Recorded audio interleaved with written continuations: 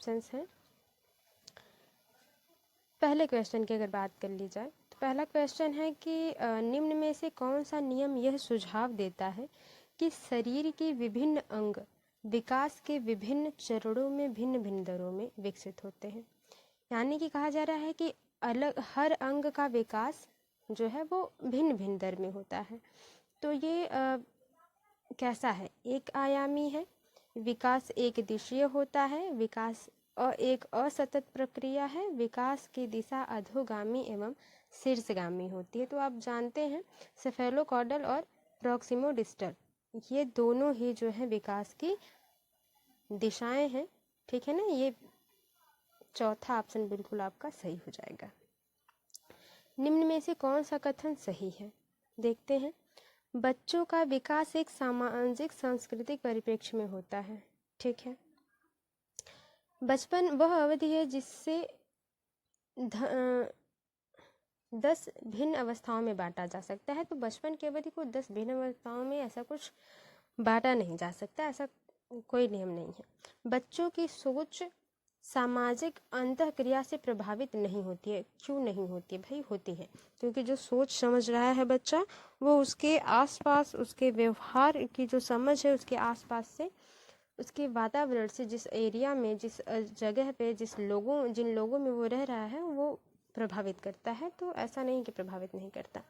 बच्चों का विकास केवल आनुवंशिकता पर आधारित नहीं है, वातावरण पर भी आधारित होता है।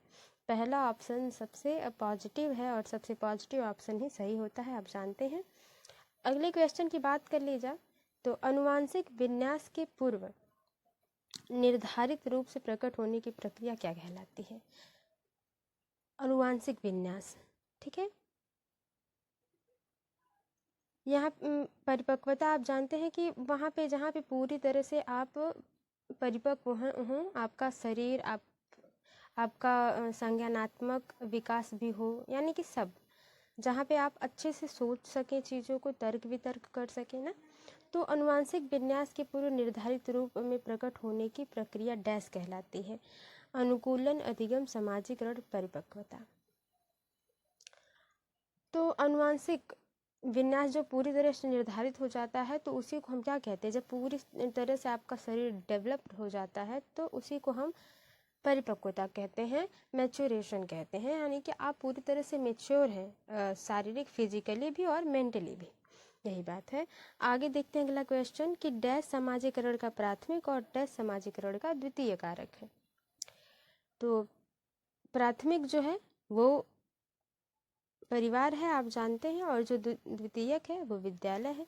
तो प्राथमिक मीडिया है नहीं, विद्यालय है नहीं, मीडिया है नहीं, तो पहला ऑप्शन ही बिल्कुल सही हो जाएगा कि परिवार ही क्या है, सबसे पहला प्राथमिक, समाजीकरण का द्वितीयक, समाजीकरण का प्राथमिक परिवार है और द्वितीयक जो है वो विद्यालय है, समाजीकरण का द्वितीयक कारक। अब देखिए सबसे ज़्यादा जो क्वेश्चंस पूछे जाते हैं वो टॉपिक है कि लॉरेंस कोहलबर्ग के अनुसार 7 से 8 वर्षीय बच्चों में नैतिक निर्णय लेने का आधार क्या है? बहुत ही आसान प्रश्न है और बहुत ज़्यादा पूछा जाने वाला प्रश्न है। सामाजिक व्यवस्था बनाए रखना, सामाजिक अनुबंध बनाए रखना, दंड और आज्ञा पालन, सार्वभौमिक नैतिक सिद्धांत। तो ये सबसे आखिरी चरण है ये ना, सार्वभौमिक नैतिक सिद्धांत। तो ये तो होगा नहीं। बचा आपका 3 ऑप्शंस। तो पांचवे की अगर सही ऑप्शन की बात कर ली जाए तो दंड और आज्ञा पालन जो है वो 7 से 8 वर्ष के बच्चों में आता है। दंड और आज्ञा पालन का मतलब है कि वहाँ आप बच्चा वहाँ पे वो काम कर रहा है वो भय से, यानी कि अगर मैं होमवर्क नहीं करूँगा तो मुझे डांट पड़ेगी या मुझे पनिशमेंट मिलेगा स्कूल में, या अगर बड़े चाचा के घर पे आने से अगर उनका मैं आदर सत्कार, यानी कि पैर नहीं छू के नमस्ते करता हूँ या नमस्ते नहीं करता हूँ तो मेरी मम्मी या पिताजी मुझे क्या करेंगे? डांटेंगे। तो ये एक जो अच्छा बनने का तौर तरीका है वो डर की वजह से, दंड की वजह से बच्चा आज्ञा पालन कर रहा है उनका। तो ये जो है 7 से 8 वर्षों के बच्चों में होता है, तो लॉरेंस कोहलबर्ग के अनुसार, ठीक है ना। तो ये तीसरा ऑप्शन आपका सही हो जाता है। जीन पियाजे के सिद्धांत में क्रमबद्धता किस संदर्भ में प्रयोग हुआ है? वस्तुओं को किसी एक आयाम जैसे लंबाई पर आधारित क्रम देना, दूसरों का परिप्रेक्ष्य लेने की क्षमता। देखिए पियाजे लंबाई की बात करते नहीं हैं, ठीक है, ये तो दूसरों का परिप्रेक्ष्य लेने की क्षमता से कोई मतलब नहीं है। चिंतन का वर्णनात्मक रूप जैसा कहानी कथन में होता है, यानी कि जिस तरह से कहानी कथन लिखते समय हम पूरी तरह से चिंतन करते हैं तब उसका वर्णन करते हैं, ये बात जीन पियाजे कहते हैं। या स्थान, जैसे अपने विद्यालय का स्थानीय मानचित्रण की बात वो करते ही नहीं। ठीक है, ये देखिए कुछ ज़्यादा क्वेश्चन ऑप्शंस अच्छे नहीं थे, इसलिए तीसरा ऑप्शन सबसे बढ़िया है, क्योंकि ये कॉग्निटिव यानी कि संज्ञानात्मक विकास पे बात करते हैं, सिद्धांत है इनका। तो चिंतन वर्णनात्मक कहानी कथन में जैसा होता है, ये सबसे बढ़िया ऑप्शन हो जाएगा इन चारों ऑप्शंस में से। आगे देखते हैं अगला क्वेश्चन 7वां। 5 वर्षीय नसीम को यह लगता है कि चिकनी मिट्टी के गले नहीं गलाने, ठीक है ना, चिकनी मिट्टी के गोले, गोले होगा यहाँ पे, हाँ गोले होगा शायद। चिकनी मिट्टी के गोले को यदि दबाकर एक सांप के रूप में परिवर्तित करें तो चिकनी मिट्टी बढ़ जाती है, यानी कि चिकनी मिट्टी इतना ही है, अगर इसको हम दबा के, इस गोले को दबा के लंबा करेंगे, सांप के आकार में करें, तो ये बढ़ जाती है। वो ये सोच रहा है कि मिट्टी ज़्यादा हो जाती है। जीन पियाजे के अनुसार उसकी इस सोच के पीछे कौन सा तर्क है? जीववाद। जीववाद वहाँ होता है जहाँ पे गुड़िया गिर जाने पे वो कहे, बच्ची कहे या बच्चा कहे कि रो रही है गुड़िया, इसको दवा लाना है मम्मी, गुड़िया को भूख लगी, इसको नहलाना है, ये सारी चीज़ें जीववाद होता है। तो इसमें ये बात तो हो नहीं रही क्वेश्चन में। केंद्रीयता, परिकल्पित निगमनात्मक संक्रात्मक परिणाम निकालना, तो कोई परिणाम निकाला नहीं जा रहा है।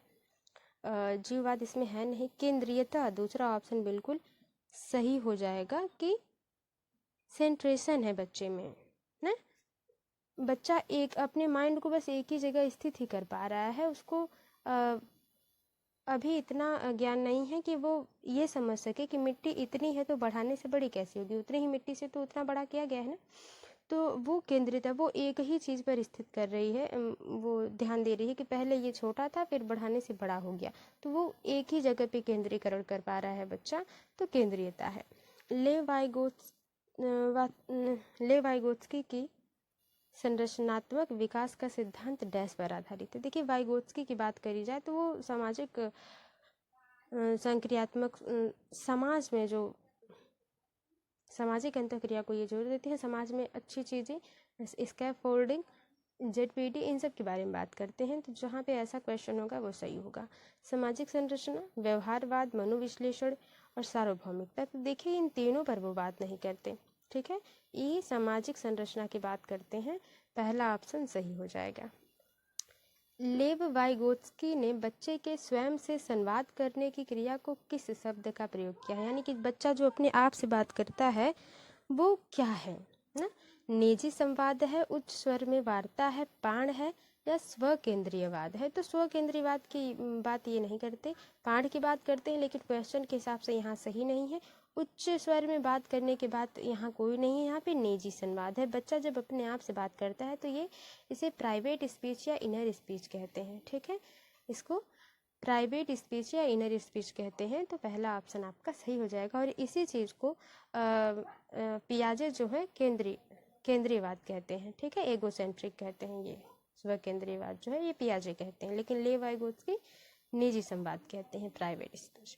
10वां क्वेश्चन है, एक प्रगतिशील कक्षा के निम्न में से कौन सी विशेषता है? ड्रिल और अभ्यास पर जोर देना, योग्यता आधारित अस्थायी अलगाव, सहयोगिता पूर्ण अधिगम, पुरस्कार और दंड का प्रयोग। तो देखिए एक दंड का प्रयोग नहीं देना है। ठीक है, ड्रिल और अभ्यास लगाना तो रटाने का एक छोटा तरीका हो गया। तो सहयोगिता पूर्ण अधिगम, जहाँ पे सहयोग करके बच्चे सीखते हो, चाहे वह सहयोग टीचर से मिले, किसी बड़े से मिले, सहपाठी से मिले, किसी से भी मिले, तो तीसरा ऑप्शन आपका सही हो जाता है। एक बच्चे में दूसरों की नियत और इच्छाओं को समझने की योग्यता है, यह बुद्धि के किस स्वरूप को दर्शाती है? तो स्थानीय संबंध बुद्धि, अंतरावैयक्तिक, अंतःवैयक्तिक और प्राकृतिक बुद्धि। तो देखिए ये हार्वर्ड गार्डनर द्वारा दिए गए 10 बुद्धि के सिद्धांत हैं, जिनमें से ये पूछा जा रहा है कि एक बच्चा दूसरों की भाषा, दूसरे की नीयत और इच्छाओं को समझ जाता है, यानी कि दुकान पे आने पर एक व्यक्ति से समझ जाता है कि इन्हें किस प्रकार की ज़रूरत, किस प्रकार की कपड़ों की ज़रूरत है ना, तो वो चीज़।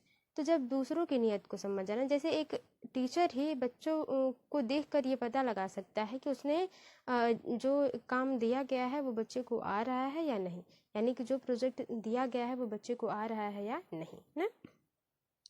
तो 11 के क्वेश्चन की अगर बात कर ली जाए तो जब दूसरों की नियत की बात हो, कि जब दूसरों की बात बच्चा समझ जाए तो वो इंटरपर्सनल होता है, यानी कि अंतरावैयक्तिक। ठीक है, इंटरपर्सनल मतलब दूसरों की बात समझना, इंट्रा मतलब अपना, यानी कि अंतःवैयक्तिक में जब वो अपनी बात दूसरों को बहुत बेहतर तरीके से समझा पाए वो, तो यहाँ पे दूसरों की बात बच्चा समझ पा रहा है तो अंतरावैयक्तिक है। राष्ट्रीय शिक्षा नीति 2020 में निम्न में से कौन सा कथन प्रस्तावित है? अपनी मातृभाषा में शिक्षित होना शैक्षिक और प्रौद्योगिक उन्नति में बाधक है। बाधक नहीं है भाई। विद्यालयों को बच्चों के अंग्रेजी भाषा की प्रथम भाषा के रूप में सीखने और बोलने के लिए प्रोत्साहित, अंग्रेजी को ही प्रथम भाषा नहीं ना।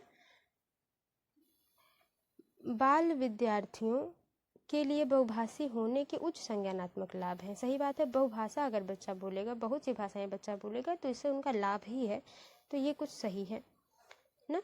द्विभाषी उपागम विद्यार्थियों में उलझन पैदा करता है, बाधा नहीं डालता है, यानी कि तीसरा ऑप्शन बिल्कुल सही है। यहाँ पे लाभ होता है, बाधा की बात सही नहीं है। अगला क्वेश्चन देखते हैं। जेंडर भूमिकाएं डैश हैं। जेंडर भूमिकाएं क्या है? अधिग्रहित व्यवहार, जन्मजात व्यवहार, जैविक संरचनाएं और अनुवांशिक निर्धारित। देखिए 13 के क्वेश्चन को अगर बात कर ली जाए तो जेंडर जो भूमिकाएं हैं, जो मेल फीमेल के इनके जो भूमिकाएं हैं अलग अलग क्षेत्र में, वो क्या है? अधिग्रहित व्यवहार है। समझ रहे हैं, इनको समाज के द्वारा दिया गया है। ये बायोलॉजिकली आपको नहीं मिलते ना। बायोलॉजिकली आपको कुछ हद तक कुछ अलगाव देखने को मिलेंगे, लेकिन ये नहीं है कि जेंडर भूमिका यानी कि लड़कियों को खाना ही पकाना है और लड़के ही सिर्फ जॉब पे जाएंगे या जेंट्स ही सिर्फ जॉब पे जाएंगे। ये जेंडर भूमिकाएं जो है अधिग्रहित व्यवहार है। हमने समाज जैसा हमें समाज ने कहा है हम वैसा ले लिए हैं ना, हमने वैसा ले लिया है अपने मन से या अपने हिसाब से, हमने कुछ नहीं किया, तो वो अधिग्रहित व्यवहार है। ठीक है, यानी कि लड़का जो है अगर वो गांव में या कहीं पे भी घर में अगर अपना झाड़ू लगा देता है, पोछा लगा देता है, तो तुम लड़के हो तुम ये करोगे, लड़कियां ये काम करती हैं। तो ये जो जेंडर भूमिकाएं हैं वे समाज के द्वारा दी गई हैं, अधिग्रहित व्यवहार है। इन्हें बायोलॉजिकली ये हमें नहीं मिले हैं। सतत एवं समग्र मूल्यांकन का प्राथमिक उद्देश्य क्या है? यानी कि पूरी तरह से सतत सभी चीज पर बच्चे के शारीरिक, संज्ञानात्मक और मानसिक, इन तीनों पहलुओं पर बच्चों के जहाँ पर ध्यान दिया जाएगा वही उद्देश्य सही होगा। बच्चों के प्रदर्शन की एक दूसरे में तुलना करना नहीं, छात्रों की समझ को आंकना और पाठ्यक्रम तथा शिक्षा शास्त्र को इनके अनुसार रूपांतरित करना। किनके अनुसार? छात्रों के अनुसार। छात्रों के अनुसार ही सब कुछ है तो बेहतर है, तो यही उद्देश्य बढ़िया लग रहा है फिलहाल। और देख लेते हैं। छात्रों का उनके प्रदर्शन के अनुसार वर्गीकरण नहीं करना है, सफल और विफल घोषित नहीं करना है। दूसरा ऑप्शन बिल्कुल सही हो जाएगा, जहाँ पे छात्रों के हिसाब से नियम कानून बदल दिए जाएं और लचीलापन हो अनुशासन में या रूल्स नियम कानून में विद्यालयों के, वो सही होगा। अपनी कक्षा के लिए मूल्यांकन पद्धति तय करने से पहले एक शिक्षक को किन बातों पर विचार करना चाहिए? मेरे अलावा इन परिणामों का उपयोग कौन करेगा? अच्छा, इस पे विचार करना चाहिए कि जो अभी मैं काम कर रहा हूँ या कर रही हूँ वो मेरे अलावा कौन करेगा या मेरे अलावा कौन देखेगा। ये विशिष्ट, ये भी उतना सही नहीं है, किस पर विचार करना चाहिए। विशिष्ट छात्रों के अधिगम वक्र का पता लगाने का सर्वोत्तम तरीका क्या है? अच्छा, ये इस बात पर ध्यान देना चाहिए कि जो विशेष बच्चे हैं, यानी कि या तो जो बहुत बढ़िया है पढ़ने में या तो जो एकदम विशेष कर हैं, उन पर सर्वोत्तम तरीका लगाया जाए कि उन्हें क्या नुकसान है, क्या मदद है, मदद क्या दी जा सकती है। तो ये कोई कुछ खास रहा नहीं। कौन सा तरीका अध्यापिका को स्वयं की शिक्षा शास्त्र पर चिंतन में मदद करेगा? अध्यापिका अपने शिक्षा शास्त्र के लिए चिंतन करेगी, तो ये उतना बढ़िया लगा नहीं। शिक्षक को ऐसा विचार करना चाहिए कि मैं क्लास में किस प्रकार से बच्चों को पढ़ाऊं कि बच्चे बढ़िया हों। बच्चों के बारे में सोचना है, ये नहीं कि उनके शिक्षा शास्त्र के बारे में सोचना है। कौन सी विधि छात्रों को उच्चतम अंक पाने में मदद करेगी? तो अगर इसकी बात कर ली जाए तो प्रीवियस ईयर क्वेश्चन से है और इसका अंक समान दिया गया है, तो इसको माना है ऐसा कि ये क्वेश्चन ही कुछ इधर उधर से उन्होंने बना दिया है ताकि इसका कोई ऑप्शन ही सटीक नहीं मिलता अगर आप इसको समझेंगे तो ना क्वेश्चन के हिसाब से, क्योंकि शिक्षक को क्या विचार करना चाहिए इन चारों ऑप्शन में से बहुत बढ़िया ऑप्शन कोई नहीं है, तो इसलिए इसके लिए समान अंक सभी लोगों को दिए गए हैं। तो ये विवादित क्वेश्चन में रहा। आगे चलते हैं, अगले क्वेश्चन में देखते हैं समावेशी शिक्षा से अभिप्राय है। आर्थिक रूप से कमजोर वर्ग का आरक्षण केवल सरकारी विद्यालयों में ही उपलब्ध करवाया जाए ना, तो केवल सही नहीं है। दिव्यांग छात्रों को सिर्फ विशेष विद्यालयों में ही शिक्षा दी जाए, क्यों? अगर विशेष विद्यालय उनके एरिया में नहीं है तो वो उन विशेष विद्यालयों के लिए कहाँ जाएंगे? ऐसी बात नहीं है। सरकारी विद्यालय में केवल अंग्रेजी भाषा पढ़ाई जाए, ऐसा जरूरी नहीं है। योग्यताओं से परे होकर सभी बच्चों की गुणवत्तीय शिक्षा उपलब्ध कराए, बिल्कुल।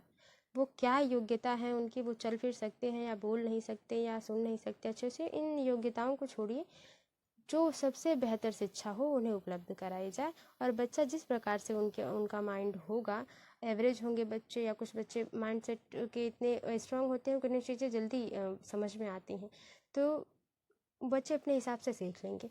चौथा ऑप्शन बिल्कुल सही है। पर कथन और असर्शन से क्वेश्चन है, ए और आर, असर्शन और रीजन से। पढ़ते समय एक शिक्षक को पाठ सामग्री को दर्शाने के विभिन्न तरीके अपनाने चाहिए। जब भी हम कोई पाठ पढ़ाएं या पढ़ाते समय हमें अलग अलग विभिन्न चीज़ों का उपयोग करना चाहिए, तो बात सही है, करना चाहिए हमें। उदाहरण के लिए शिक्षकों अधिगमकर्ताओं की विविध आवश्यकताओं हेतु अपने शिक्षा शास्त्र को उनके अनुकूल बनाना चाहिए, सही बात है। आप कितने भी पढ़े लिखे हैं और आप छोटे बच्चों को अगर पढ़ा रहे हैं 1 to 5, खासकर किसी भी लेवल के बच्चे को, अगर आप बड़ी क्लास के बच्चों को पढ़ रहे हैं तो उन्हें छोटे क्लास के बच्चों के हिसाब से नहीं ट्रीट किया जा सकता ना।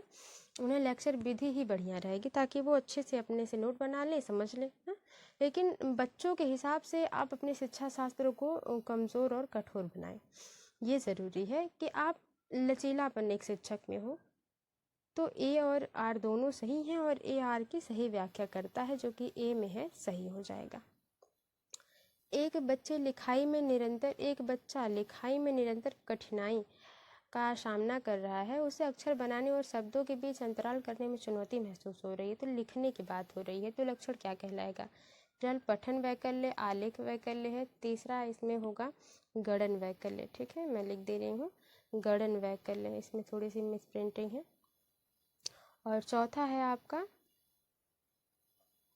ADHD, यानी कि ध्यान एवं अतिसंक्रियता विकार, अटेंशन डिफिसिट हाइपरसिविटी डिसऑर्डर जो होता है वो ना। एक इसे हिंदी और इंग्लिश जैसा आपको सही लगे आप अपने हिसाब से इसको देख लीजिएगा।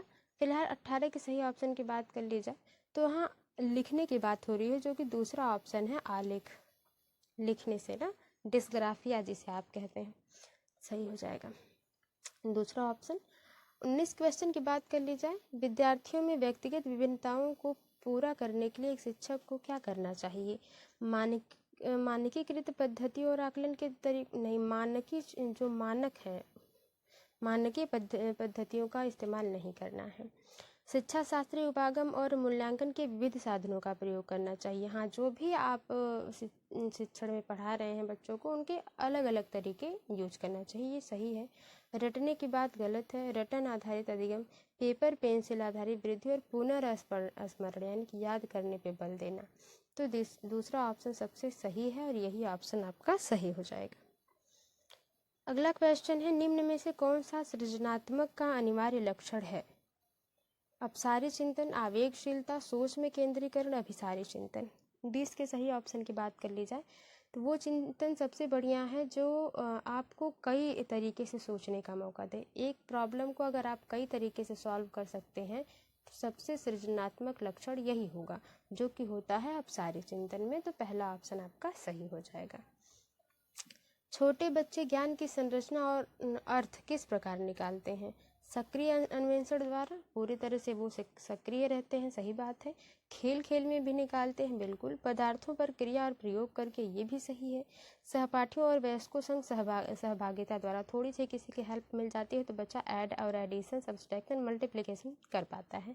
पहला, दूसरा, तीसरा, चौथा सब सही हो जाएगा, चौथा ऑप्शन इसमें। एक अध्यापिका बच्चों को फ़ोन नंबर रटने के लिए फ़ोन नंबर के 10 अंकों को 3 से 4 अंकों के समूह में बांट कर याद करना सुझाती है कि उनको अगर आप 3-3, 4-4 अंक में पढ़ते हैं तो आप उसका अच्छे तरीके से उसको आप याद कर सकते हैं। अध्यापिका की यह सुझाई रणनीति क्या कहलाती है ना। क्वेश्चन की अगर बात कर ले जाए तो पहले क्वेश्चन की पहला ऑप्शन है कि खंडीकरण, कूट लेखन, स्वांगीकरण, अनुकूलन। तो देखिए यहाँ पे खंडीकरण किया जा रहा है, ठीक है, चंकिंग करी जा रही है। पहला ऑप्शन बिल्कुल सही हो जाएगा। अगला क्वेश्चन है, निम्न में से अधिगम की कौन सी दशा पर विद्यालयों में सबसे अधिक बल देना चाहिए? परिवेश से सहभागिता द्वारा कौशल और ज्ञान का अर्जन। हाँ, उनके आस पास पड़ोस में जो उन्होंने सीखा है उससे उन्हें थोड़ा ज्ञान का अर्जन करवाना चाहिए, ये तो सही है। वस्तु को रटना सही है, निष्क्रिय अनुकरण नहीं करना, उद्दीपन की बात सही नहीं उतनी होती है। यहाँ पे सबसे परफेक्ट ऑप्शन पहला हो जाएगा। 24 क्वेश्चन है कि निम्न में से कौन सा युग्म, ठीक है, कौन सा युग्म सामाजिक संरचनात्मक उपागम के अनुसार छात्रों के पढ़ने को सुसाध्य करता है? पहला है, यानी कि वो निगेटिव पॉजिटिव दोनों तरीके से अगर सोच पाते हैं बच्चे ना, तो वो सबसे बढ़िया होगा।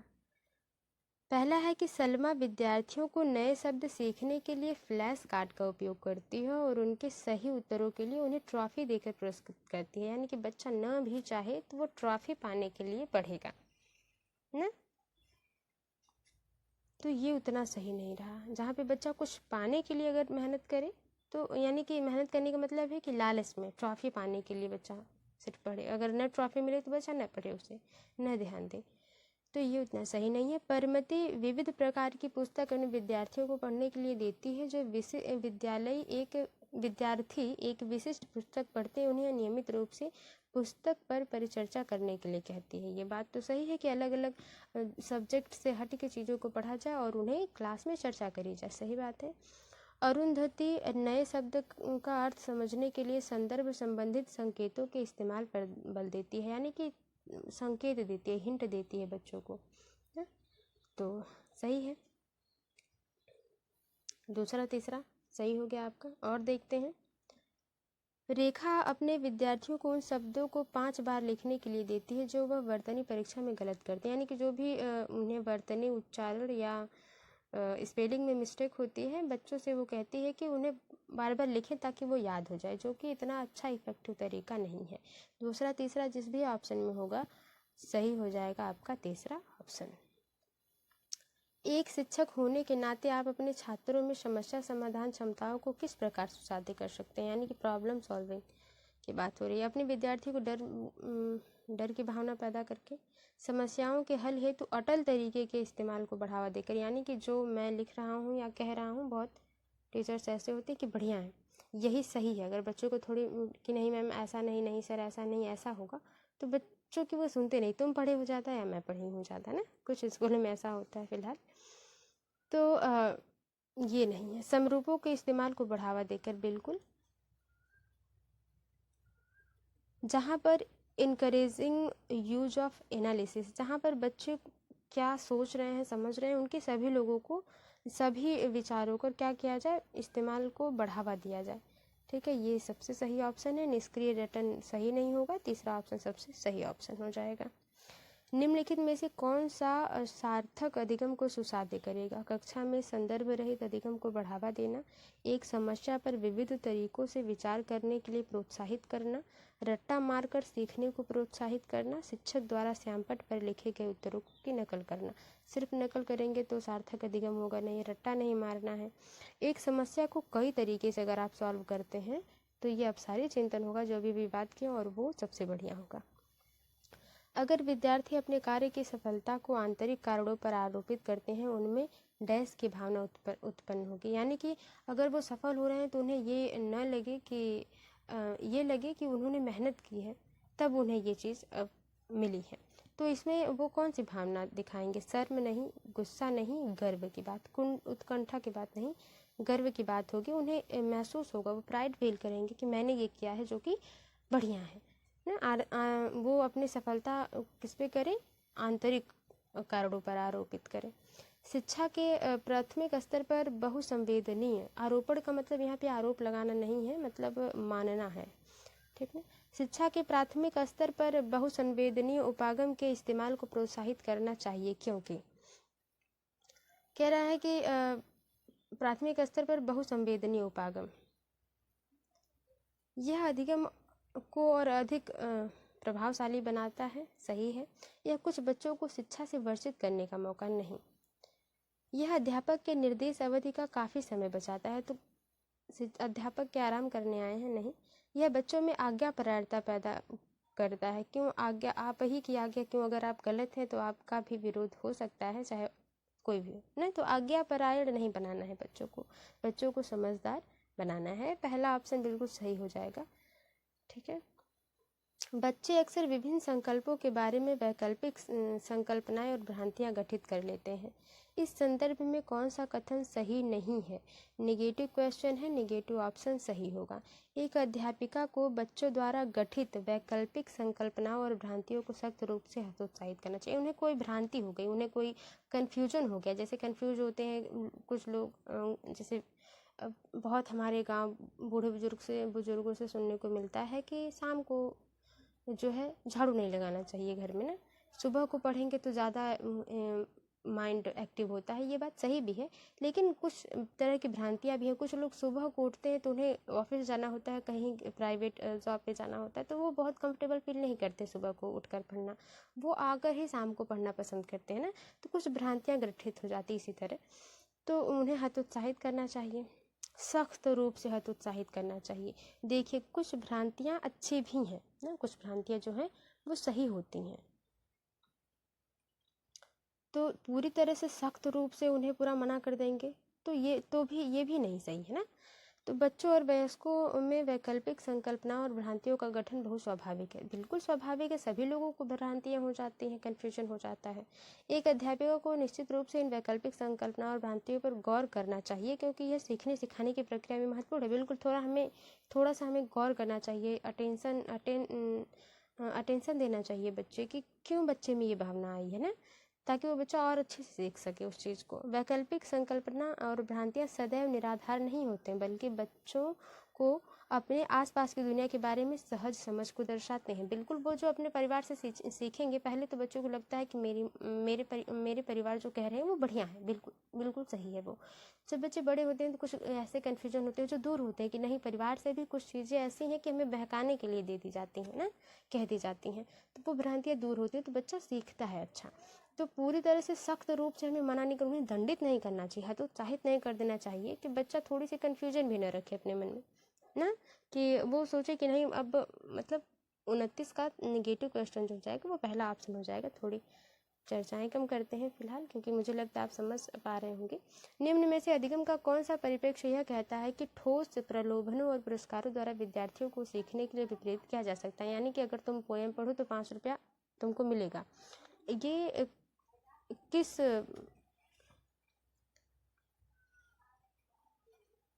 विद्यार्थियों को सीखने के लिए विपरीत करेगा? तो इसमें क्या दिखाया जा रहा है, ठीक ना, ये पूछा जा रहा है। ये मानवतावादी कहते हैं व्यवहारात्मक है या संज्ञानात्मक है, सामाजिक सांस्कृतिक है? तो ये सामाजिक सांस्कृतिक, ये संज्ञानात्मक है। क्या है? संज्ञानात्मक है। दूसरा ऑप्शन व्यवहारवादी, अच्छा है क्या? पहले तो संज्ञानात्मक, तो यहाँ पे कुछ सोचने की बात हो नहीं। संज्ञान से मतलब तब होगा जब बच्चा क्या करे, कुछ चिंतन करे, तो यहाँ पे चिंतन की बात तो हो नहीं रही है, यहाँ प्रलोभनों की बात यानी कि पुनर्बलन देने की बात हो रही है। तो ये व्यवहारवादी जो है व्यवहारात्मक है, ये व्यवहार में है, ऐसा ना, ऐसा कुछ नियम कानून नहीं है कि ठोस प्रलोभन देने से, पुरस्कार देने से सीखने के लिए अभिप्रेरित